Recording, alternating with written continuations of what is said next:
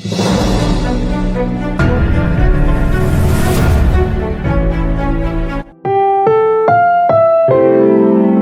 programang ito ay rated SPG. Striktong patnubay at gabay ng magulang ang kailangan. Maaaring may masiselang tema, lengguwahe, karahasan, sexual, horror o droga na hindi angkop. Ngayong Kapaskuhan nga, binigyan nga nito ni Harry ng regalo ito nga si Annalyn matapos nga ng napakaraming pinagdaanan nga nito at isa nga siya sa saksi sa mga pinaghirapan nga nito ni Annalyn. Kaya naman karapat dapat naman nga raw siya makatanggap nga ng mga regalo ngayong Pasko.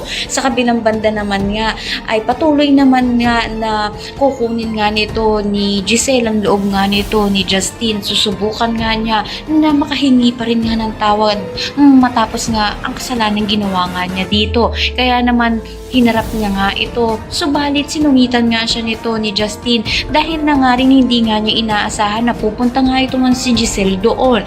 Kaya naman sinabi na nga lang nga nito ni Giselle na aalis na nga lang siya upang sa gayon nga hindi na nga siya magalit pang muli. Subalit nang papaalis na nga ito nga si Giselle, nagulat nga ito nga nang sabihin nga nito ni Justine na kakausapin niya nga ito at malaking posibilidad nga na ayusin na nga nila ang gusto sa kanila. Kaya naman pakatutukan nga natin dito kung papatawarin na nga ba ng tuluyan nito ni Justine itong ang kanyang ina na si Giselle. Ang lahat na inabangan natin. Maraming salamat sa inyo.